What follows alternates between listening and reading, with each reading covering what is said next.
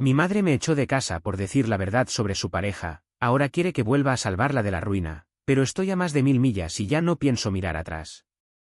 Es solo mi vida cayéndose a pedazos y yo tratando de recoger los pedazos sin cortarme las manos. Tengo 16 años, acabo de terminar el colegio hace 3 semanas y pensaba que el verano sería tranquilo, con mi laptop, mis libros, tal vez un trabajo de medio tiempo si encontraba algo, pero no. En cambio, terminé subiéndome a un bus interestatal sola, con una mochila rota y una bolsa con mis cosas más básicas, dejando atrás todo lo que había conocido desde que era una niña. Mi mamá tiene 39, o eso creo. Ella dice que tiene 37, pero eso lo dice desde que yo tenía 12. Siempre ha sido ese tipo de persona que necesita parecer más joven, más deseable, más en control que los demás. Crecí en una ciudad bastante normal en el noreste de Estados Unidos, nada glamuroso, pero tampoco miserable. Desde que mis padres se separaron cuando yo tenía 9, viví con mi mamá en su departamento. Mi papá se fue a vivir a Colorado con su nueva pareja y aunque hablamos de vez en cuando, nunca fue muy presente. Así que la figura adulta más cercana que tuve fue ella. Y, si soy honesta, no fue fácil. Ella tiene esa energía intensa, como si todo el tiempo estuviera compitiendo con el mundo. Y como hija única, supongo que yo también era parte de ese mundo. La cosa es que sobreviví bastante bien hasta hace un año. Era la rutina de siempre, ella trabajando en ventas desde casa, yo estudiando, peleando con ella cada 2 o 3 días, pero nada fuera de lo común. Hasta que apareció él. Vamos a llamarlo T. No quiero poner su nombre real porque me da rabia solo pensarlo. Ella lo conoció por una app. Yo no sabía nada de él hasta que un día, de la nada, vino a cenar a casa. Yo estaba en shorts y camiseta porque era julio, hacía un calor insoportable, y mi mamá me gritó desde la puerta que me pusiera algo más decente porque venía una visita importante. Pensé que era alguien del trabajo, pero no. Era él. Desde la primera noche algo no me cerraba. Ese tipo de persona que sonríe demasiado y habla demasiado de sí mismo. Trajo una botella de vino caro y se sentó en mi silla en la mesa como si siempre hubiese vivido ahí. Mamá no paraba de reírse de todo lo que decía. Incluso cuando soltó un comentario rarísimo sobre que las chicas de ahora crecen muy rápido. Me miró de arriba abajo cuando lo dijo. Fingí que no escuché, pero no se me olvidó. Desde entonces, empezó a venir más seguido. Para cuando me di cuenta, ya tenía un cepillo de dientes en el baño. Después, una caja de herramientas en el armario. Y luego, simplemente, se quedó. Mi mamá juraba que era el mejor hombre que había conocido, que la entendía, que la respetaba, bla bla bla. Yo solo veía cómo él se metía más y más en la casa. Empezó a hacer comentarios pasivo-agresivos sobre mis cosas, que si mi cuarto estaba desordenado, que si pasaba mucho tiempo en la computadora, que si no colaboraba en nada. Todo eso, dicho con esa voz amable que suena peor que un grito. Y mi mamá, en vez de defenderme, solo asentía. Incluso llegó a decirme una noche, mientras recogía los platos, te tiene razón. Ya no sos una nena, deberías empezar a comportarte como una adulta en esta casa. Ahí empezó mi desconexión con ella. Antes discutíamos, sí, pero había cariño detrás. Ahora, era como si estuviera del otro lado. Como si yo fuera una molestia más, una piedra en el zapato de su nueva vida de familia perfecta. Pero el verdadero problema explotó hace poco. Una noche me desperté porque escuché ruidos en la sala. Pensé que mi mamá estaba viendo tele, pero cuando bajé para ir al baño, vi a T agachado frente al escritorio de mamá, ese donde ella guarda documentos, cuentas, algunas cosas del trabajo. No parecía que estuviera buscando algo específico, más bien revolvía papeles y carpetas como si no quisiera dejar evidencia. Me vio y se congeló. Me preguntó qué hacía despierta. Le dije que iba al baño. Me pidió que volviera a dormir. No lo hice. Me quedé detrás de la puerta de mi cuarto escuchando. Escuché cómo abría su mochila y metía algo. No supe qué. Al día siguiente, noté que faltaba una carpeta donde mi mamá tenía documentos de impuestos, y su tarjeta de débito estaba sobre la mesa, cuando ella nunca la deja ahí. Algo no cerraba. Empecé a atar cabos y me metí al historial de su computadora cuando ella salió al supermercado. Ahí vi algo que me heló la sangre, un mail de T a una cuenta extraña, con archivos adjuntos que coincidían con los que había en la carpeta que desapareció. No sé todo lo que decía, pero entendí lo suficiente para saber que él estaba robando su identidad o planeando algo con su información. Tomé fotos con mi celular. No tenía idea de qué hacer. Pensé en hablar con mamá esa noche. Me preparé para la charla. La esperé sentada en el sillón, con las pruebas en el celular.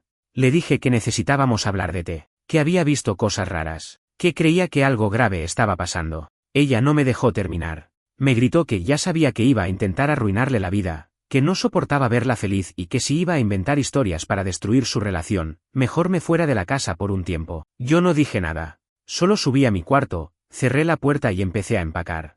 Y en ese momento, Mientras metía mis libros en una mochila vieja, entendí que no me estaban echando por un malentendido. Me estaban echando porque ya no era funcional para su nueva vida, porque prefería creerle a un extraño antes que a su propia hija. Amanecí con la cara pegada al vidrio del bus. Tenía el cuello torcido, una mochila como almohada improvisada y las piernas entumecidas. No sabía si era por las horas viajando o por la mezcla de rabia y tristeza que no me dejaba descansar. Llevaba puestas las mismas zapatillas que usaba desde hacía 2 años, y un buzo con el logo de mi colegio. Olía a viejo, a ansiedad acumulada y a decisiones que no deberían tomar adolescentes de 16 años. No tenía destino claro esa noche. Solo sabía que no iba a quedarme ni un minuto más bajo el mismo techo que ese tipo. Había escrito a mi tía, hermana de mi mamá, a quien no veía hacía más de 1 año. Ella vive en un suburbio a las afueras de Pittsburgh, a más de 900 millas de donde estábamos nosotras. Nunca fue muy cercana a mi mamá. Siempre decía que mi madre tenía un problema serio con la realidad, que vivía en un guión que ella misma escribía y obligaba a todos a actuar en él. Mi mamá la llamaban resentida, fracasada, envidiosa. Pero yo recordaba que cuando era niña y mi mamá tenía alguna crisis, ella era la única que me hablaba como una persona real, sin mentiras ni promesas vacías. Esa noche, en el cuarto con la mochila abierta y el estómago revuelto, le escribí: «Tía, estoy en problemas. ¿Puedo ir con vos un tiempo?». Me contestó en 5 minutos: «Decime dónde estás. Te mando para el pasaje. No hace falta que expliques ahora». Eso fue todo lo que necesitaba. Lo demás fue automatismo: meter ropa, agarrar cargador, documentos, los pocos ahorros que tenía escondidos detrás de un libro viejo. Dejé una nota. No por mi mamá. Por mí. Necesitaba sentir que no me escapaba como una ladrona. Solo puse: «Me voy porque ya no hay lugar para mí acá». Vos decidiste eso, no yo. La terminal de buses era un desfile de caras dormidas, cuerpos cansados, y gente como yo que estaba escapando de algo. Un chico dormía en el suelo con una chaqueta por almohada. Una señora hablaba por teléfono en otro idioma, llorando en silencio. Me senté en una esquina con mi mochila abrazada al pecho y esperé a que llamaran el número de mi pasaje. En ese momento me di cuenta, mi mamá ni siquiera había intentado detenerme. Ni una llamada, ni un mensaje. Tal vez creía que estaba actuando. Tal vez pensaba que volvería con la cabeza gacha al día siguiente. Pero yo conocía esa mirada que me había lanzado la noche anterior. No era enojo. Era indiferencia. Esa es la parte que más dolió. Que no intentara ni siquiera pelearme para hacerme cambiar de idea. Le había creído todo a T, y yo era ahora la intrusa en su historia de redención romántica. El viaje fue largo y pesado. No dormí más de 1 hora seguida. No podía dejar de pensar en la computadora, en los archivos que había enviado, en cómo mi mamá iba a reaccionar si alguna vez se dignaba a mirar. También pensé en mi papá. En qué momento exacto había dejado de ser una figura confiable. Él había reconstruido su vida sin mí. Y aunque decía que me quería, siempre era: «Luego hablamos, ahora estoy complicado con el trabajo, tu madrastra no se siente cómoda si vas más de 1 semana». Esa fue la excusa la última vez que le pedí quedarme en su casa por vacaciones. Me sentí como un mueble que no encajaba en ninguna habitación. Mi tía me recibió con cara de preocupación y los brazos abiertos. No preguntó mucho al principio. Me hizo una taza de té, me preparó una cama en el cuarto de huéspedes y me dijo que descansara. Pero yo no podía dormir. Estuve horas mirando el techo, tratando de entender cómo había terminado ahí. Cómo se llega al punto en el que tu propia madre elige a un tipo con historial dudoso por encima tuyo. Me preguntaba si yo era la del problema, si estaba exagerando, si había leído mal todo. Pero las imágenes volvían una y otra vez, él con los documentos en la mano, el correo en la pantalla, su voz diciéndome que volviera a dormir. Y después estaba su tono con mamá. Siempre tan servicial, tan adulador, pero con esos momentos en que se le escapaba el desprecio. Como una vez que le dijo delante de mí: «No deberías vestirte así a tu edad, Linda. Quedas como esas mamás desesperadas de reality». Ella se rió. Se rió como si le hubieran contado un chiste. Yo la miré, esperando que dijera algo, que se defendiera. Pero solo dijo: «Ay, sos terrible», y siguió sirviendo la cena. Había algo podrido ahí. Algo que no solo era sobre mí. Era como si ella necesitara desesperadamente ser parte de una historia donde tuviera a alguien que la validara constantemente, aunque ese alguien fuera un manipulador. La mañana siguiente, mi tía me llevó al centro con ella. Trabaja en una biblioteca y me dejó acompañarla. Me senté entre los estantes, leyendo cualquier cosa que encontrara. Necesitaba distraerme. Necesitaba estar lejos del teléfono. Pero igual revisaba la pantalla cada 5 minutos. Esperaba, no sé, un mensaje, una excusa, una súplica. Nada. Silencio total. Como si mi existencia hubiera sido puesta en pausa para no interrumpir la narrativa de cuento romántico que ella había construido con T.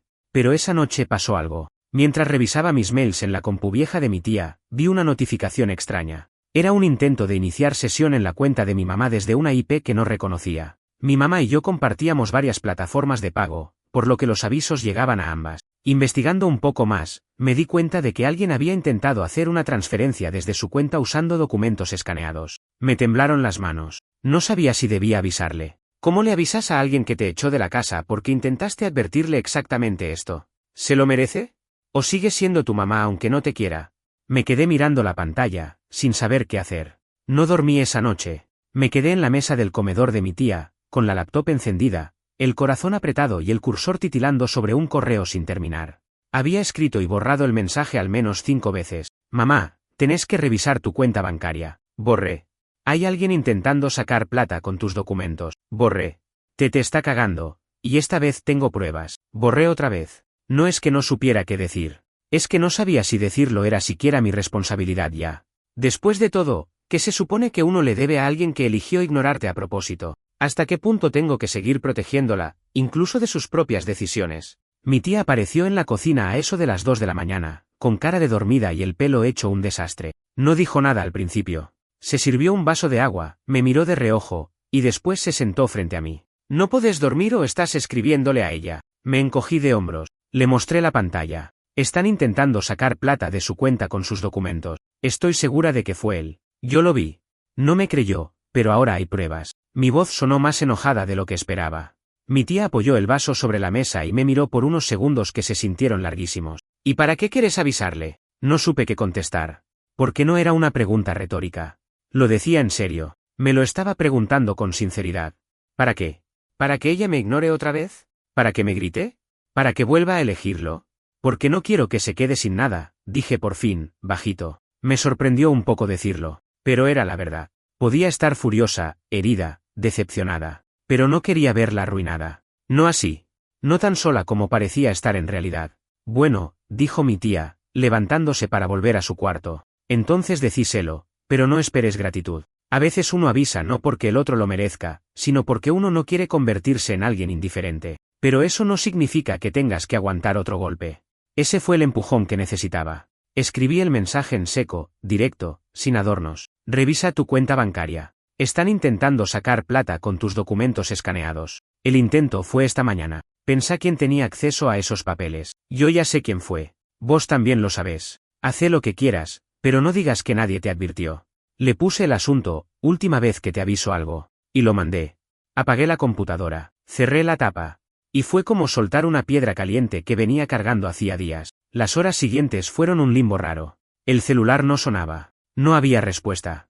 Y cuando por fin llegó un mensaje, no era de ella. Era de un número desconocido. Solo decía, deja de meterte en lo que no te corresponde. No había firma, pero no la necesitaba. Era él. Lo que me llamó la atención no fue el tono amenazante. Fue el hecho de que ni siquiera intentara negar nada. Era como si le molestara más mi interferencia que las consecuencias de sus propios actos, como si hubiera asumido que, mientras yo no estuviera ahí, nadie iba a oponer resistencia. Y tal vez tenía razón. Le mostré el mensaje a mi tía, que levantó una ceja, lo leyó sin decir nada, y después me dijo que cambiara todas mis contraseñas por si las dudas. Me ayudó a configurar un nuevo mail, cerramos mis redes por precaución, y me hizo prometer que si volvía a escribir, se lo diría de inmediato. Yo asentí, pero no le dije que ya tenía pensado algo más. Porque acá viene lo más jodido de todo esto, cuando alguien a quien querés te traiciona, no duele una sola vez, duele en capas. Y cada vez que volvés a pensar en lo que pasó, aparece una nueva. Esa noche, después del mensaje de té, entré al perfil de mi mamá en una de las plataformas que compartíamos. La mayoría de sus datos eran privados, pero noté algo raro, había estado en contacto con un abogado los últimos días. Eso me heló la sangre, no porque fuera a demandarme ni nada, sino porque recordé algo. Mi mamá había heredado una propiedad de mi abuela hacía poco, una casa vieja en las afueras de la ciudad que todavía no había vendido. Y te lo sabía. Ella se lo había contado una noche mientras cocinaban, y yo lo escuché desde el pasillo. Esa casa tenía papeles guardados en una caja fuerte. Lo sabía porque una vez, cuando era más chica, mi abuela me los mostró. Títulos, escrituras, cosas importantes. No sé cómo, pero supe que él estaba intentando quedarse con eso. Todo encajaba, los documentos, la cuenta, el abogado. Y en ese momento se me cruzó algo por la cabeza, ¿y si mi mamá ya lo sabía? ¿Y si no era tan inocente como yo creía? Porque si el tipo que duerme en tu cama está metido en todo eso, ¿no lo notas? ¿No lo ves? ¿O simplemente no querés verlo? Y ahí me di cuenta de algo que me dio náuseas. Lo que más me dolía ya no era su traición. Era su indiferencia. Porque el amor, cuando se rompe, deja heridas. Pero cuando ni siquiera hubo amor, lo que queda es vacío. Yo estaba sangrando por alguien que tal vez nunca tuvo las herramientas para ser madre. Y no porque fuera mala persona, sino porque su prioridad siempre fue otra. Ella misma, su imagen, su fantasía de perfección. Al día siguiente, sonó el teléfono fijo de la casa de mi tía. Era ella. No contesté. Dejé que mi tía atendiera. Escuché desde la cocina. Hola. Sí, está bien. No, no creo que quiera hablar con vos ahora. Pausa larga. Mira, si te importa tanto, mándale un mail. Pero te aviso, si volvés a usar a ese imbécil para amenazarla, vamos a tener problemas vos y yo. Colgó. Me miró. No dijo nada, solo volvió a la cocina como si nada. Pero yo sabía que ya nada iba a ser como antes. Y ni siquiera habíamos llegado al final del drama. Me gustaría decir que todo explotó de una sola vez, tipo tormenta repentina. Pero no fue así. Fue más como una marea subiendo lento, sin que te des cuenta, hasta que te tapa la cabeza y ya no podés respirar. Porque después de esa llamada a la casa de mi tía, empezó el desfile de correos, mensajes, intentos de contacto de mi mamá. Pero no eran del tipo, te extraño, necesito hablar con vos, ¿estás bien? Eran teatrales. Como si estuviera escribiéndome desde un escenario, buscando quedar bien en caso de que alguien más leyera lo que escribía. Sé que estás confundida y dolida, pero no es lo que pensás. No todo es blanco o negro. A veces hay cosas que no entendemos porque somos muy jóvenes. Yo también fui hija y sé lo que es juzgar sin saber la historia completa. Y mi favorita, por lo absurda. Te amo, pero estás actuando como una enemiga. Lo leí en voz alta una noche y mi tía soltó una risa seca que le salió sin querer. Enemiga, que sos, una espía rusa, dijo mientras lavaba los platos. Traté de reírme también, pero no me salió. Porque aunque la frase era ridícula, la intención detrás era jodida, hacerme sentir que yo era la del problema, que yo era la destructora de hogares, la que vino a arruinar su supuesta paz. No respondí. No podía. Porque cualquier palabra mía iba a ser usada en mi contra, como siempre. Porque sabía que lo que ella quería no era hablar. Era tener el control de la narrativa. Quería que yo dijera algo para poder corregirlo, reescribirlo, manipularlo. Pero ella no paraba. Empezaron a llegar mensajes del tipo: necesito que vengas a casa para aclarar todo, no podemos arreglar esto si no estás dispuesta a poner de tu parte. Y cuando no respondía a eso, cambió la estrategia. Me mandó un vídeo. Sí, un puto vídeo. Érate. En el sofá del living, con cara de perro pateado. El tipo se grabó llorando, con mocos y todo, diciendo que había cometido errores, que nunca quiso lastimar a nadie, que solo había querido ayudar, que el mundo era difícil para un hombre como él, que venía de una infancia difícil, que tenía deudas, que bla bla bla. Que mi mamá no merecía perderme por su culpa. Que él se iba a ir, que solo pedía una oportunidad para reconstruir la confianza. Que él sabía que yo era una chica inteligente y que por eso me pedía ayuda. La cara se me desfiguró del asco, porque el tipo no solo estaba reconociendo que sí había hecho lo que yo denuncié, sino que ahora intentaba hacerme responsable de limpiar su cagada. Me estaba pidiendo ayuda. A mí. La misma a la que echaron como una intrusa. Pero eso no fue lo peor. Lo peor fue el mensaje que mi mamá me mandó junto con el vídeo. Si volvés a casa, voy a saber que realmente querés que esto se arregle. Si no volvés, voy a tener que tomar decisiones drásticas. No puedo sostener todo sola. Esa línea me revolvió el estómago. Porque de nuevo, era una trampa emocional. No era un pedido. Era un chantaje. El subtexto era clarísimo: si no volvés, es tu culpa si me pasa algo. Si pierdo mi casa, si me endeudo, si me hundo con este tipo. Y ahí fue cuando entendí todo. No me estaba pidiendo que volviera porque me extrañara. Quería que volviera para sostener la mentira. Para que el decorado no se le derrumbara. Yo era la figura que le faltaba en el cuadro familiar perfecto. La hija obediente que perdona y se queda callada mientras los adultos arreglan sus cosas. Ese mismo día, hablé por primera vez en semanas con mi papá. No lo busqué yo. Fue.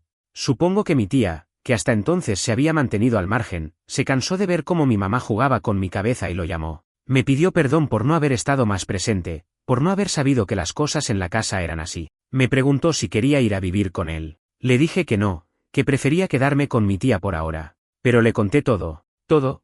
Desde el momento en que vi a Te revisando los documentos hasta el vídeo llorando como si fuera la víctima de una telenovela. Mi papá no gritó. No se enojó. Solo respiró hondo y dijo: eso no es amor. Lo que hace tu mamá. Eso es abuso emocional. Manipulación. Vos no tenés que cuidar a nadie a esta edad. No a ella. No a él. No a mí tampoco.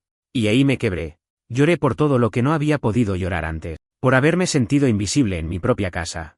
por haber dudado de mi percepción, por haber deseado que mi mamá me eligiera, aunque fuera una sola vez, por haber querido ser suficiente para alguien que ya había decidido que yo era el obstáculo. Esa noche, dormí como no lo hacía desde hacía semanas. Al día siguiente, otro mensaje. Mi mamá, esta vez sin rodeos. Si no volvés antes del domingo, voy a perder la casa. No voy a tener cómo cubrir los gastos. Necesito que hables con tu padre y le pidas ayuda. Es tu responsabilidad también. Sos parte de esta familia. Y ahí supe que se había terminado. Que ya no quedaba nada por salvar.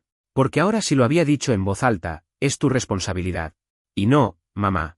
No lo es. Yo no armé esa relación. Yo no invité a un estafador a vivir con nosotros. Yo no ignoré las advertencias. Yo no mentí. Yo no fallé. Vos sí. Hasta ese momento, todavía había una parte de mí que se resistía a dejarla ir del todo. Esa parte enferma que tenemos algunos, que sigue esperando que el otro cambie, aunque haya demostrado 1000 veces que no va a pasar. Pero después de ese último mensaje, el que decía que era mi responsabilidad salvarla, algo se rompió por completo. Como si por fin hubiera visto la raíz del problema con claridad. No era solo T. Nunca fue solo él. Era ella. Siempre había sido ella. Desde que tengo memoria, mi mamá me hizo sentir que su bienestar emocional era mi trabajo. Que yo tenía que ser comprensiva, madura, agradecida. Cuando se peleaba con sus parejas, yo tenía que consolarla. Cuando perdía un trabajo, yo tenía que decirle que era la mejor. Cuando lloraba porque su vida no era lo que esperaba, yo tenía que abrazarla. No importaba si yo tenía tareas, si estaba triste, si tenía miedo o solo quería hablar de lo mío. Lo de ella siempre era más importante. Yo era su espejo, su enfermera, su terapeuta emocional. Nunca su hija. Y ahora me estaba pidiendo que hablara con mi papá para conseguirle plata. Plata para cubrir las deudas que había generado con un tipo al que eligió por encima mío. Un tipo al que defendió mientras me echaba. Plata para tapar el agujero que cavaron juntos mientras yo dormía en un colchón prestado en la casa de mi tía. Plata que mi papá, que tampoco es millonario, ni mucho menos, debería dar solo porque ella no supo decir basta. Y lo peor de todo, pretendía que yo hiciera esa gestión con la culpa al cuello. Como si decir que no me convirtiera en alguien fría, desleal, desagradecida. Como si la traidora fuera yo. No respondí. No le debía nada. Pero le mandé un solo mensaje a T. No para que reaccionara. No para que se arrepintiera. Solo porque necesitaba decirlo. No sé cuántas vidas pensás arruinar para sentirte alguien, pero la mía ya no te pertenece. Conmigo no contas. Y si tocas a alguien más de mi familia, te denuncio. Mi tía lo leyó antes de que lo enviara. Me dijo, ¿estás segura? Yo asentí. Lo mandé. Me bloqueó al instante. Me dio igual. La siguiente semana fue como atravesar una resaca emocional. Me sentía liviana por dentro, pero no de forma placentera. Era más como un hueco. Había tanto silencio en mi cabeza que hasta el sonido de la tostadora me sobresaltaba. A veces me sorprendía pensando que iba a recibir otro mail, otro vídeo, otra culpa disfrazada de súplica. Pero no llegaba nada. Y eso también dolía. Porque si bien odiaba sus mensajes, también eran prueba de que yo todavía existía para ella. Mi papá, por otro lado, fue cumpliendo su promesa. Se comunicó con su abogado. Hizo lo necesario para que no me tocara más. Le mandó una notificación formal. No sabía que existía una forma legal de establecer límites con un padre, pero al parecer sí. Lo hizo con calma, sin dramatismo. Me explicó todo paso por paso. Me dijo que no me tenía que preocupar por nada, que esa parte ahora era su trabajo. Una tarde, mientras cocinábamos juntos, me preguntó si quería hablar con alguien profesional. Un terapeuta. Me dijo que no estaba mal si sentía cosas que no sabía cómo nombrar. Que no era debilidad. Era supervivencia. Le dije que sí. Que lo necesitaba. No porque estuviera loca ni rota, sino porque estaba cansada de no poder confiar en lo que sentía, de dudar de mi dolor, de preguntarme si exageraba. Empecé terapia una semana después. La psicóloga me escuchó durante 50 minutos sin interrumpirme. Cuando terminé, me dijo algo que se me quedó clavado. Tu historia no es una película de drama familiar. Es violencia emocional. Y vos no sos una víctima dramática. Sos una sobreviviente confundida. Hay diferencia. Me largué a llorar en ese instante. Y a la vez, me sentí aliviada. Porque por primera vez alguien puso nombre a lo que venía arrastrando desde que era una nena. No era simplemente una madre difícil. No era una adolescente rebelde. Era una historia de abuso emocional silencioso, de roles invertidos, de una hija criada para cuidar a una mujer que nunca supo cuidar de sí misma. Esa noche, escribí todo lo que me venía pasando en un cuaderno, desde que te entró en nuestra vida, hasta el momento exacto en que me subí al bus para irme. Quería tenerlo escrito, para no olvidar, para poder leerlo cuando empezara a pensar que todo había sido mi culpa, para tener pruebas, aunque fueran para mí misma, de que hice lo que pude. Y justo cuando pensaba que todo se estaba calmando, mi tía recibió un llamado inesperado. Era mi abuelo. El papá de mi mamá. Hacía años que no hablaba con nosotras, se había distanciado de la familia cuando murió mi abuela, y después de eso, mi mamá cortó la relación completamente. Pero de algún modo, se enteró de todo. Le habían llegado versiones, seguramente deformadas, pero pidió hablar conmigo. Dudé. Pero acepté. Fue una conversación breve, seca. Me preguntó cómo estaba. Le dije la verdad. Me preguntó si necesitaba algo. Le dije que no, pero que agradecía que llamara.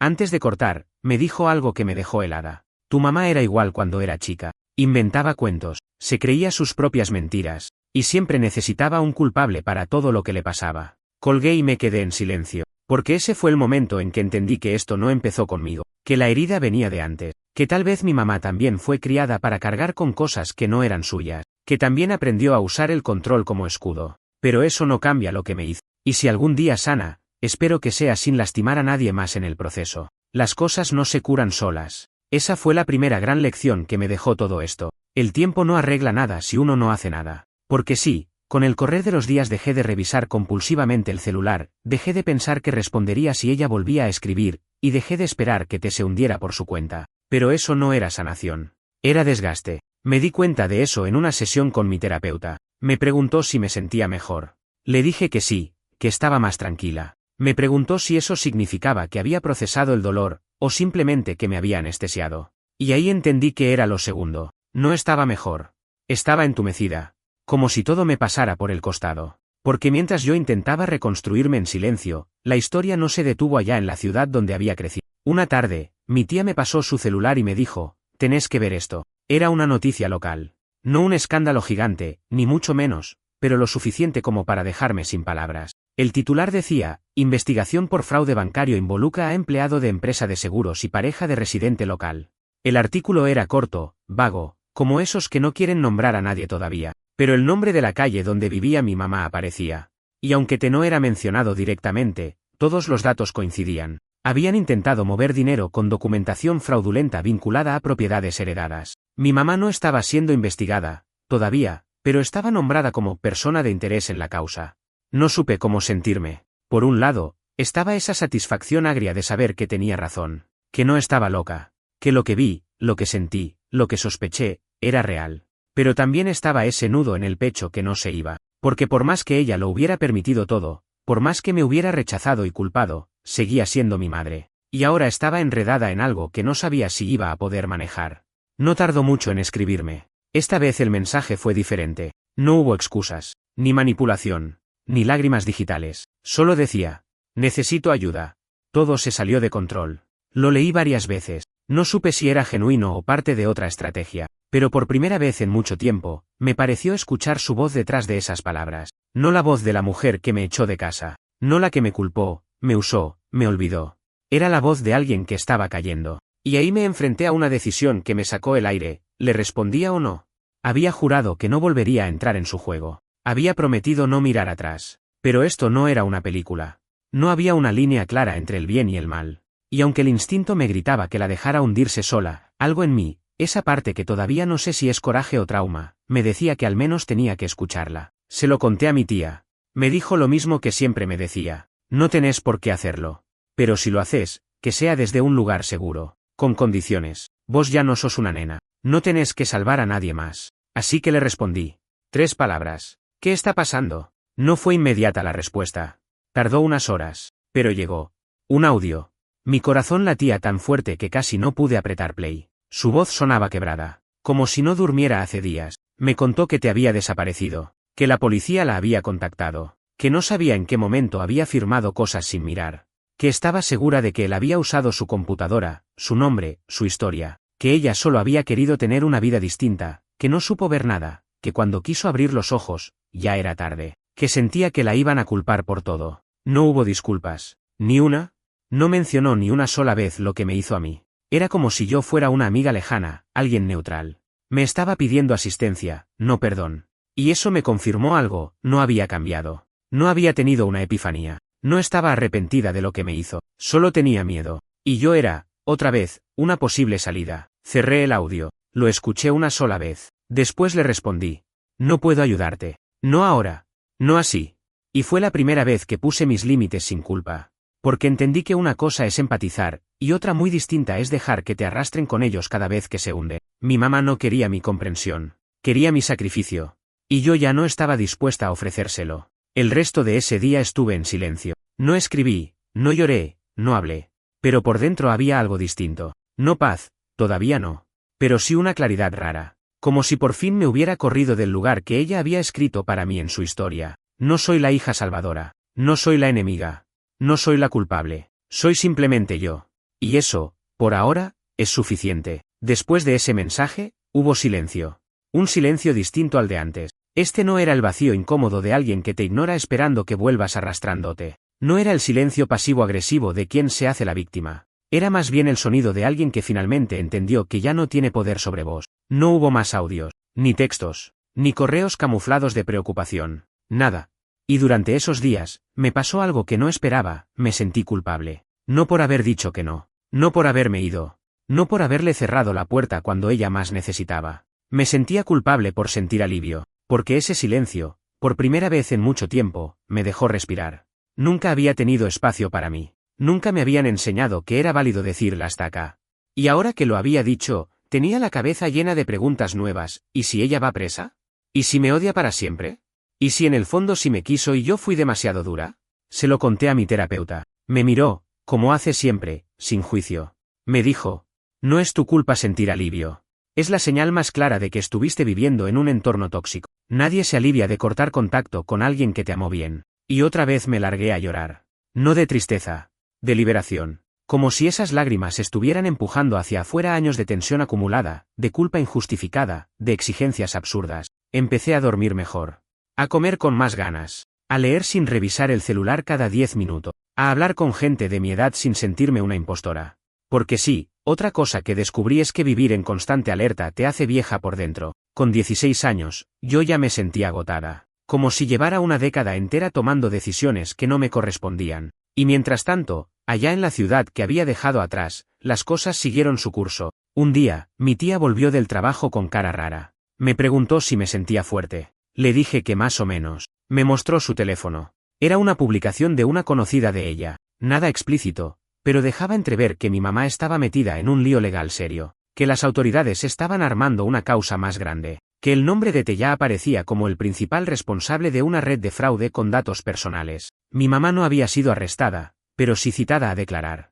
Y aparentemente, su nombre estaba en varias transacciones. Algunas firmadas, algunas por email. Todo un combo explosivo. De nuevo, no me alegré. Pero tampoco me quebré. Porque esta vez no me sorprendió. Porque una parte de mí, desde hacía rato, ya se había despedido de ella. No de forma cruel. No con odio. Sino como quien acepta que hay personas que no van a salir del pozo porque ya hicieron del fondo su casa. Esa misma semana, mi papá vino a visitarme. No pasaba seguido porque vivía a varios estados de distancia, pero aprovechó una reunión de trabajo cerca y se quedó unos días. Me llevó a almorzar. Caminamos por el centro. Me compró un libro sin preguntarme si lo quería, solo porque sabía que me gustaban los policiales. Y cuando me senté en el banco de una plaza con el libro en las manos, me largué a llorar otra vez. Pero esta vez era distinto. ¿Qué pasó?, me preguntó, preocupado. Nada, le dije.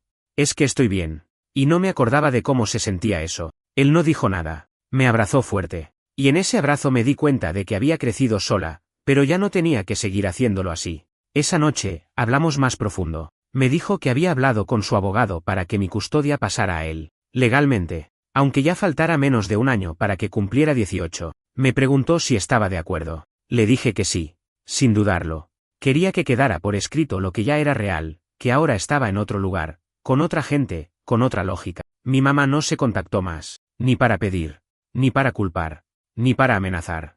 Y en ese espacio de ausencia, empecé a entender qué quería para mí. No lo tengo claro aún. No sé si quiero estudiar psicología, diseño o ser chef. No sé si quiero volver a esa ciudad algún día, pararme frente a su puerta y decirle lo que nunca le dije. No sé si alguna vez voy a poder tener una relación con ella sin sentir que estoy caminando sobre vidrio. Pero sí sé esto, ya no me voy a traicionar para que alguien más se sienta cómoda. Ya no voy a callarme para mantener la paz de otro. Ya no voy a permitir que me usen como escudo, como excusa o como repuesto. Porque esta vez, por fin, entendí que lo que me hicieron no fue normal. Y que no está mal ponerle punto final a una historia si ese punto te salva la vida. Han pasado 3 meses desde que recibí el último mensaje de mi madre. Lo sé porque lo marqué en el calendario. No por nostalgia, sino por algo que mi terapeuta me sugirió, llevar un registro de los días en los que estoy libre de ciertos pesos, como quien anota la fecha en que dejó de fumar. Me pareció absurdo al principio, pero ahora lo entiendo. Algunas relaciones son adicciones disfrazadas de lazos. Y dejar de volver, dejar de abrir la puerta, dejar de revisar cada mensaje con el corazón en la garganta, eso también es un tipo de sobriedad. En estos 3 meses han pasado muchas cosas pequeñas, que para cualquiera serían eso, pequeñas. Pero para mí, son hitos. Volví a dibujar. Hacía años que no lo hacía. Empecé a comer a la hora que quiero, no a la hora que alguien me dice. Ordené mi cuarto por gusto, no por miedo a los comentarios sarcásticos de nadie. Salí a caminar sola sin tener que avisar a nadie que no me va a gritar después. Empecé a escribir en serio. Me compré una libreta con tapa dura y arranqué un proyecto de relatos sobre casas rotas, madres ausentes y cosas que nunca se dijeron. La terapeuta me dijo que no tenía que escribir para perdonar, que podía escribir solo para entender. Así que eso hago. No busco redimir a nadie, ni siquiera a mí misma. Solo quiero entender cómo llegué a ser quien soy, y quién puedo ser sin todo ese ruido encima. Un día me desperté con una idea rara en la cabeza. No un impulso. Una necesidad concreta. Quería escribirle una carta. A ella. No para mandársela, solo para dejarla ir de una vez. La empecé así. No sé quién sos ahora. No sé si te levantás pensando en lo que pasó o si lo bloqueaste como todo lo demás. No sé si crees que te traicioné, si te duele haberme perdido o si ya hiciste las paces con eso. Pero yo sí sé quién soy ahora. Y no soy la misma que te rogaba que me escuches. No soy la misma que te dejaba cambiar la historia para no discutir. No soy la misma que te cuidaba como si fuera tu madre. La escribí en una sola tarde, sin pausas. Dejé todo ahí. Las palabras que no dije cuando me echó. Las veces que me callé porque sabía que no valía la pena pelear. Las cosas que vi que ella finge no haber hecho. Al terminarla, la doblé, la metí en un sobre y la guardé en la caja donde tengo mis cosas importantes. No sé si algún día la voy a leer otra vez, pero necesitaba sacarla de adentro. Ese día también fue la primera vez que sentí que el pasado no tenía tanto poder sobre mí. Pero ojo, no voy a mentir. Hay días en los que la extraño. Y no estoy hablando de la madre real. Hablo de la idea de una madre, de la que me habría defendido, de la que me habría creído, de la que no me habría dejado sola con un tipo que me quería desaparecer. Esa madre imaginaria todavía vive en algún rincón de mí, y cuando aparece, me hace doler el pecho, porque sé que nunca existió. Pero también sé que es parte de lo que me mantiene caminando, porque aunque no la tuve, quiero ser lo más distinta posible a ella.